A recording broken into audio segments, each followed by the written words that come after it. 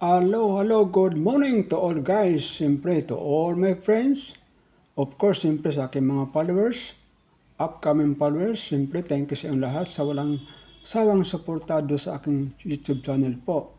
I hope na magustuhan ninyo niya akong vlog po ito, siyempre dapat po malaman to sa taong bayan, yung hindi pa nakaalam malaman din nila, yung hindi pa nakapanood sa aking YouTube channel po ng Problem Vlogger po. So ngayon, dito naman tayo sa mga chismis balita sa what we called hearing sa Senate dahil sa impeachment po sa ating Vice Presidente sa accountability. Regarding po din sa bank record, sa what we call tax record po, kailan mabuksan din. So bago ang lahat dyan, thank you sa nakakaalam pa sa paano nangyari ang budget po sa Pilipinas. Again, thank you sa inyo lahat. Kung hindi pa, siyempre alamin ninyo. Siyempre, ang Pilipinas po ay nagbenta ng gold ng 20 tons po in 2024. Ang budget po sa military, instead of 50 billion a year, ginawang 35 billion a year po. Ang ISIS po, binawasan po ng pera ng 60 billion po. Sa land bank naman, 60 billion po ang kinuha. Siyempre, nilipat ito sa National Treasury po. Baka wala na naman. Sa PDIC po, insurance sa mga bangko, kung in case na may problema ang bangko, ang PDIC po ang mag-support po regarding po. Magkano kinuha, thank you sa nakakaalam pa, sa hindi, thank you rin. So, ito yung balita, 117 billion po ang kinuha sa PDIC po. Billion po yung usapan yan, galupit po. So, ganyan po. So, maraming pira para napakaraming pira sa Pilipinas na hindi pa nasulbad, lalo na sa what they call controversial nga flood control na stop ang investigasyon dahil dito focus sa impeachment po. Kaya medyo maganda yata impeachment, kapaspas na sa impeachment sa mga what they call nga pag-imbestiga. Samantalang pag-imbestiga sa what they call ating Presidente Bongbong Marcos, saglit lang, number of days lang, tinapos lang agad ang impeachment dahil nga wala lang kaso ating Presidente Bongbong Marcos. So dito tayo nagtalakay sa kay BP Sara, napakaming kaso. Detrate, what we call accountability, siyempre sa mga tax-evasion at saka sa what we call sa bank record, sa mga tax record po, ganyan po ang kaso niya. Lalo sa death threat sa ating Pangulo, First Lady at former Speaker Martin Romualdez po. Ganyan po ang kaso niya. So, focus muna sila sa hearing nito dahil nga consent na sila. Pero ang flood control, hindi pa nasulbad. Pati insertion ng 2024 nga 241 billion po being discovered by Congressman Ungab ng Davao Third District. Siya po nakadiscover po dito kung paano ginawa ang budget po sa 2024. Nabulabog po sila, hindi naman ito nasulbad. Again, na-discover nga ito ni Lacson, may insertion lang 100 billion, pro insertion lang, pro one ang may nahitabo kung after insertion, kung paano talaga, kung sino makulong dyan po. Ganyan po ang pira sa ating bayan, napakaraming pira po. Lalo na sa 2024, mayroon tayong budget na flood control, 500 billion po. Ang daming pira po, no? Napakaraming pira po sa Pilipinas. Biro mo, sa buong mundo, tayo lang ang mayaman dahil for the first time sa buong mundo, ang Pilipinas nagbenta ng 20 tons. Samantala, ang mga iba, nagbenta lang mga 1 ton, 2 tons, ganyan po. So sa atin, paramihan, 20 tons po. Ibig sabihin, mayaman tayo. Kasi sinagad na ang pera ng ating treasury. Kanya-kanyang diskarte, ginawang gatasan ang flood control. Sabi nga natin, Presidente, mahiya naman kayo. Pero, hindi yata nahiya dahil panakulong ng congressman, nakikulong mga engineer lang, at saka yung mga nakulong sa minority po, group. Sa majority group, exempted sa kulong po. Ganyan po ang sitwasyon ngayon. sa regarding sa problema ng Pilipinas. So makinig po tayo sa ating mga dang balita dahil maganda ito si Great Senator Aaron Tulfo. Makinig tayo. President at kay Vice President lamang. Mga ebidensya, mga testimonya, mga pahayag patungkol lamang po sana sa impeachment ng Vice President. Kasi dito pong mga nagdaang araw, Mr. Presiding Officer, Senate President, mga kasama, napansin ko po na nagagamit ang oras po ng impeachment in court sa pagtatanggol po ng mga nakaraang araw ng sarili ng ilan sa mga kasamahan natin sa mga akusasyon. This is not the right forum and the right venue and not the right time. Very good. Not the right time, not forum. Situation. Kung gusto po ninyong mag-explika ng inyong mga saloobin, problema, maaari naman po ninyong gawin yan sa labas po ng oras ng impeachment court. Maaari pong sa press conference, nandyan naman po ang Senate media. Anytime po, nandun sila sa Senate briefing room, press briefing room. Maaari din po sa Facebook o sa YouTube magpaliwanag. Huwag po nating gamitin ang oras ng impeachment court. Sige, larga, bira. O sa pagtatanggol ng ating mga sarili. Tama, very good. Noong nakaraang linggo.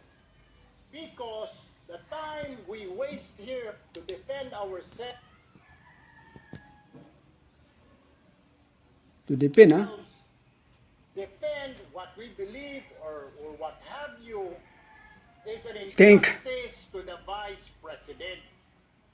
Yung oras po na ito dapat ilaan natin sa pakikinig sa depensa ng Vice Presidente, sa mga akusasyon laban sa Vice Presidente, hindi po pagdidepensa sa mga sarili natin kung tayo inaakusahan. Sige, bira, very good. Mga ahensya, kung tayo po ay may mga kaso, may mga investigasyon, this is not the right forum, Mr. Presiding Officer, Mr. President, Senate President.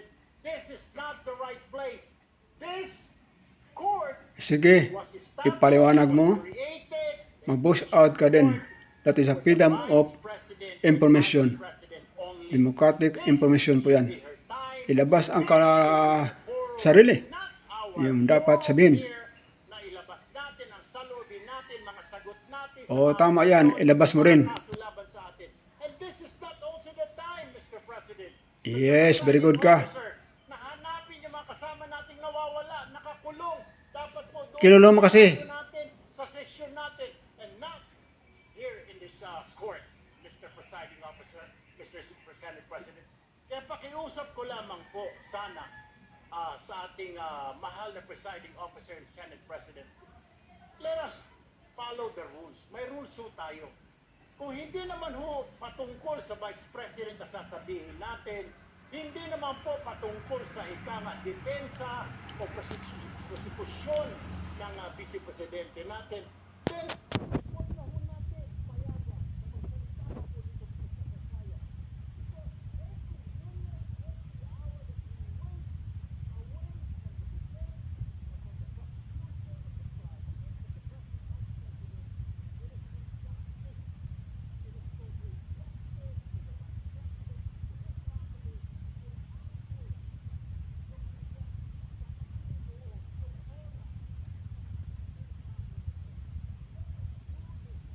Try as quickly as possible. If we have to clear the Vice President, then let's clear her. If we have to prosecute, then prosecute her with the evidence kung meron. Not waste our time kung ano-anong sinasabi natin dito to protect ourselves, to defend ourselves. This is not the right forum, Mr. Presiding Officer. Kindly wind up, Mr. Senate Senator Judge President. Aaron Tulfo. This is not the right forum for us to defend ourselves. Bring it somewhere else. Sige, talaga, bira. Bring it to the social media, but not here. Thank you, Mr. President. The remarks of the gentleman are noted. Earlier, Senator Judge Allen asked to be recognized. Are you yielding in favor of Senator Judge Padilla? And thereafter, Senator Judge Soto, thereafter, Senator Judge Padilla, before the chair makes a ruling on the matter. Yes, Senator Judge Alan Cayetano is recognized. Thank you. I'm You may happy. proceed, sir. I'm happy I finally heard Senator Judge Erwin Tulfo is concerned about the justice or injustice to Vice President Sara. That's good news. Regarding the waste of time here, sabi ni Senator Joker Arroyo, it is useless to argue a legal point with a non-lawyer.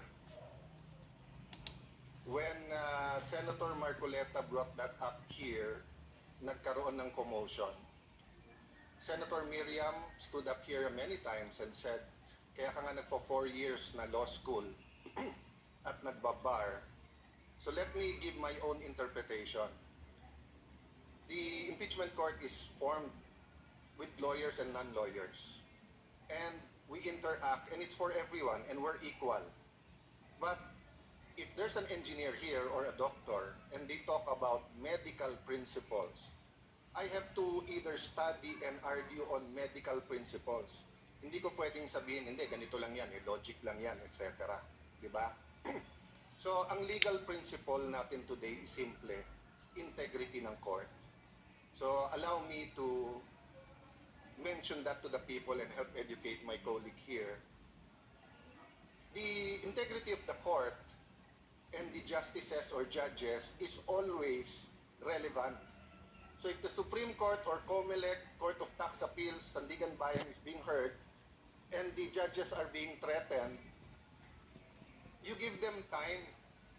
So we cannot take the impeachment out of context. May nangyayaring flood control scandal, may nangyayaring gulo sa Team Unity na hindi na united ngayon. We consider Senator Marcoleta and Senator Jinggoy political prisoners, weaponized yung Blue Ribbon Committee at weaponized yung ano. So Mr. President, hindi tama na sabihin na I wasn't, after we brought up the problem with NBI, they doubled down na gumawa pa ng task force. I mentioned 2 colleagues sa Salian. I didn't accuse them. Sabi ko lang, just like Vice President Sara, just because tumaas ang Salian, can we already ask for the BIR, for the AMLA and the bank accounts? So sabi ko, yan ang i-discuss namin sa Monday. Nag-react na, nag-accuse. I did not take up your accusations here today. Okay, to all guys, again, thank you sa inyong lahat. Sana ay nagustuhan ninyo ang aking vlog po. Again, thank you sa inyong lahat. God bless you all. Ingat everyone po. Bye-bye. Love you all.